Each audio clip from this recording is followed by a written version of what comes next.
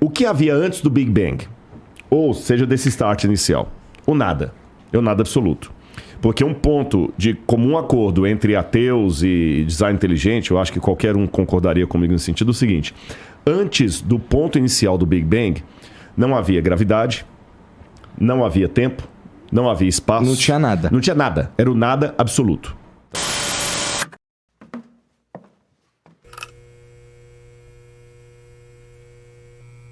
Em 33:6, Salmos 33:6, está assim: ele soprou o universo com o sopro de sua boca. Então Deus falou assim: haja universo. E o universo foi formado. Vocês já pararam pra pensar? Tá bom. Deus fez. Pareceu o universo. De onde que veio Deus? Aí entra na área da filosofia. Aí é uma pira que não dá, né?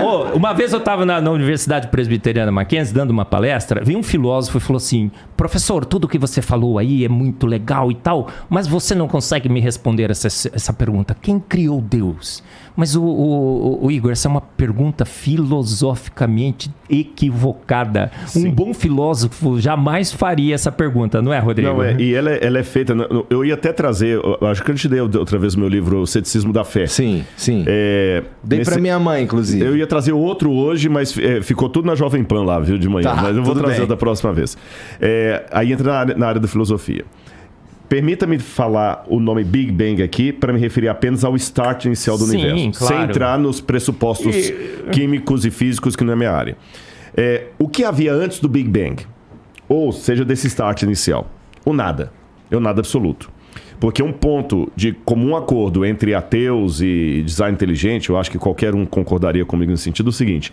Antes do ponto inicial do Big Bang, não havia gravidade, não havia tempo, não havia espaço. Não tinha nada. Não tinha nada. Era o nada absoluto. Tá certo? Mas aí vamos partir de uma questão filosófica que é repetida por vários, desde Parmênides na Grécia Antiga, que os latinos traduziram como ex nihilo nihil fit. Do nada, nada se faz. Se não havia nada, por que hoje há algo ao invés de nada? Então, é mais lógico supor que havia algo.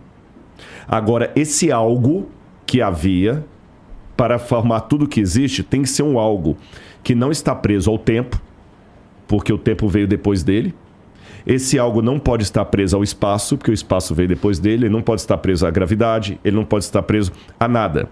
Então tem que ser um algo que seja, no sentido do nosso tempo, atemporal. Não que ele não tenha um tempo próprio dele, mas esse tempo aqui teve um começo, então ele tem que existir antes. Então ele não pode ser temporal, ele não pode ser espacial, porque o espaço não existia.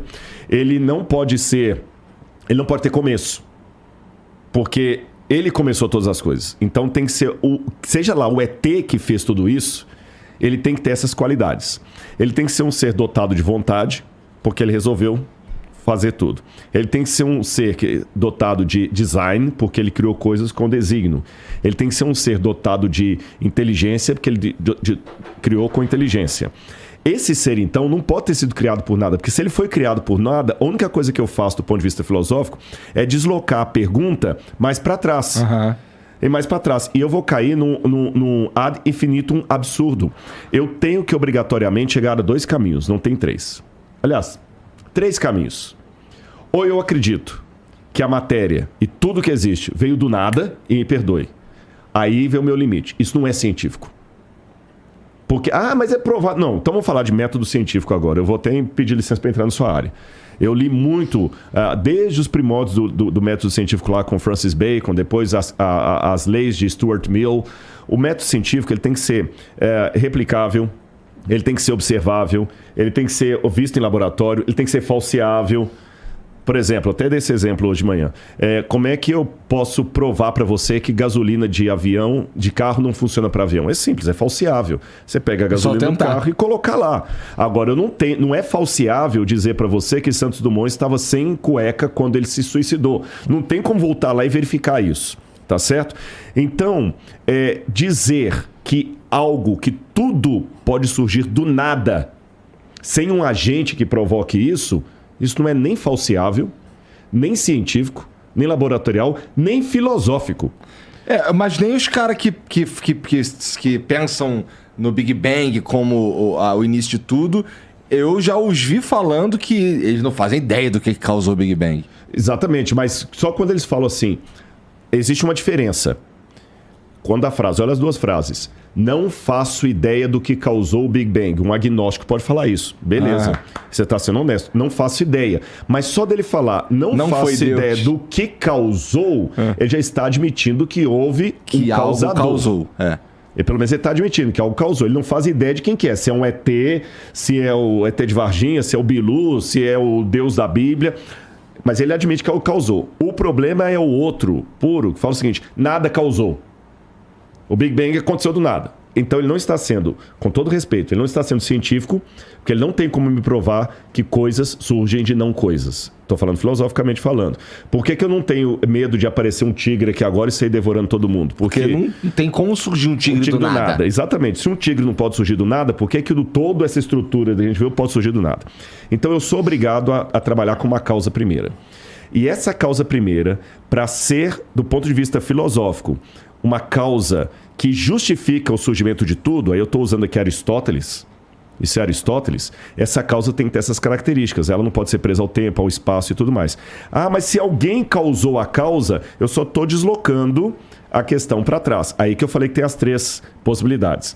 Ou eu vou cair no absurdo de falar que o universo surgiu sem causa, o que não faz sentido, ou eu vou falar que sempre teve uma causa causando outra causa, eu vou cair no infinito absurdo, que também não faz sentido, porque tem evidências que o universo começou, ou eu caio num terceiro, que para mim é o mais lógico.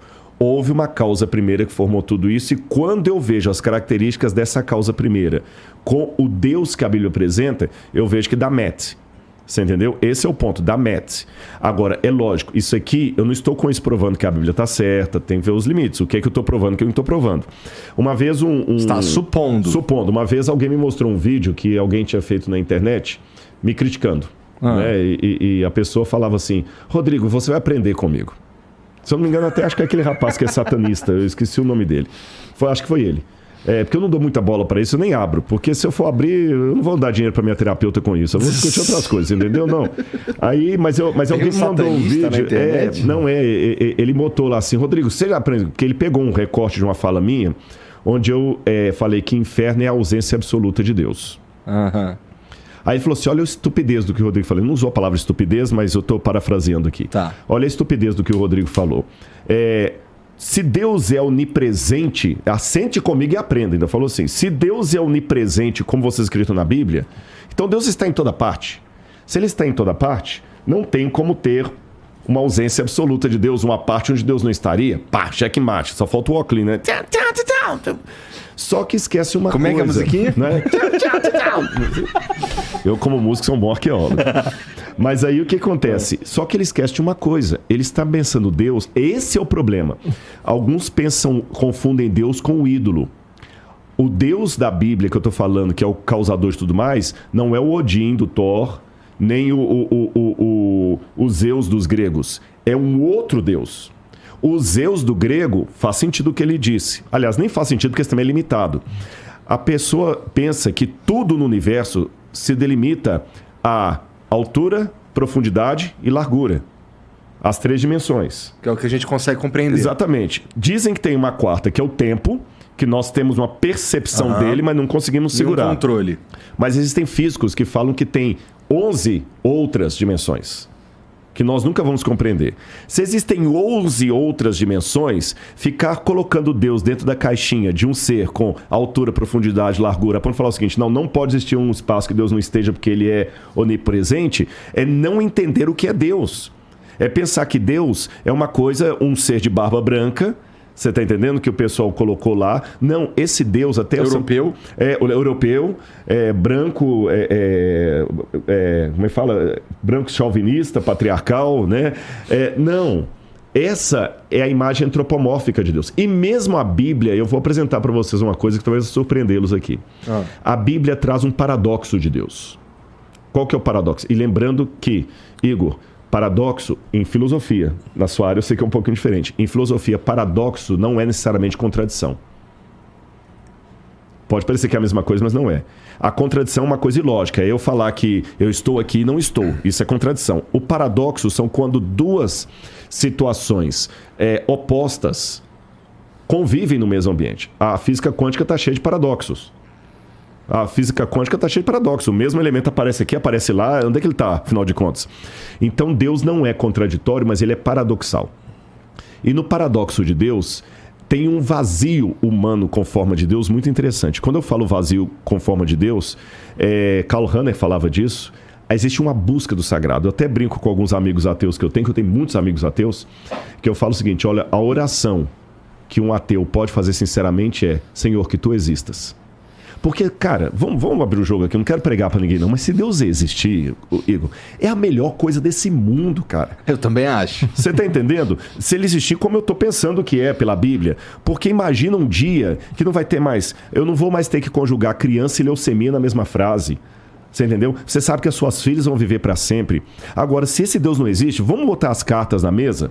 Por mais que o pessoal tenha, eu estou muito bem resolvido com a minha descrença, eu não tenho medo se Deus não existir. Tá bom. Recebe uma notícia de câncer da sua filha, eu quero ver onde é que está essa sua autoconfiança. Vai por água abaixo. Você está entendendo? Recebe o laudo que a sua filhinha única está com leucemia. Eu quero ver essa sua confiança. Vamos abrir o jogo. Se Deus não existe, aí eu concordo com Fernando Pessoa. O que é o ser humano? Senão besta fera, cadáver adiado que procria. Então essas filhas lindas que você tem, um dia vai virar pó da terra, vai envelhecer, vai morrer, ou você vai morrer antes, ou sua esposa antes, alguém vai deixá-las. Sabe, ontem mesmo eu perdi um pastor amigo meu, está sendo velado hoje lá no NASP, enquanto eu não estou aqui. Isso é triste, e tem algo em nós que não quer isso. Se tudo fosse natural, se tudo faz parte da evolução, era para nós já estarmos acostumados com a morte, com o sofrimento, porque não tem Deus, não tem projeto, não tem nada, tudo é bobagem que ele está falando aqui. Vamos acostumar com a morte. Para que você chora? Ah, não, é a lei da sobrevivência. De onde que vem essa lei da sobrevivência? Sabe? Vamos acostumar com a morte, vamos transar e beber, porque vamos morrer mesmo e acabou. É só isso. E acabou. Agora, olha que curioso. Nós, às vezes, queremos muitas certezas. E nós nos portamos como pássaros numa gaiola. O passarinho na gaiola, ele vive no mundo de certezas. Porque na gaiola, ele não precisa caçar a comida dele, porque todo dia o dono coloca alpiste ali. Ele não precisa se jogar no ar com aquele imensidão embaixo, porque ele está no puleiro ali, é só pular do puleiro para cima. A gaiola, se fizer frio, alguém vai lá e cobra a gaiola. Se fizer chuva, alguém cobra a gaiola. No outro dia ele acorda e já está o dono lá. E ele fica na gaiola cantando. Só que aquele passarinho, por instinto, ele fica olhando lá para fora, as nuvens, e tem alguma coisa nele que o atrai para a nuvem. Ele quer ir, ele não sabe de onde que é isso, que ele é um pássaro. É como as tartaruguinhas do mar, que elas já eclodem lá no Projeto Tamar, já vai tudo para a aguinha. Parece que tem algo que fala assim, olha, o seu lugar não é na gaiola. Mas onde é que é meu lugar? É lá no céu. Mas lá eu não vou ter alpiste, eu vou ter que procurar um alpiste, eu não tenho certeza se eu vou ter. Lá eu não vou ter certeza. Lá eu vou ter que ficar na imensidão. Ai, eu não vou ter certeza de nada lá. Bruno, me dá só coca. Não vou ter certeza de nada lá. Mas eu queria tanto estar lá. Mas como eu não tenho certeza de nada lá, eu prefiro ficar dentro da gaiola. Obrigado. E ele canta todo dia triste, convencido de que a gaiola é tudo que ele tem, mas o coração dele está pedindo para voar. Nós somos como o pássaro na gaiola, nós somos como as tartaruguinhas do Projeto Tamar. Nós eclodimos do ovo procurando uma praia que muitos ateus insistem que não existe. Nós somos como pássaros, cheios de certezas na nossa gaiola científica. Não, aqui eu consigo mensurar, porque que o alpiste, ou seja, a quantidade é tal, ele está ali, o alpiste vai chegar todo dia essa hora, mas tem algo em mim que pede, Senhor, pelo amor de Deus, que tu existas, porque eu não quero perder minha filha para o câncer. Salve família, canal Mente e Evolução para você que busca autoconhecimento, espiritualidade, sabedoria, entre outros assuntos que vão te ajudar na tua caminhada pessoal. Se inscreve no canal, deixa seu like, comenta e compartilha.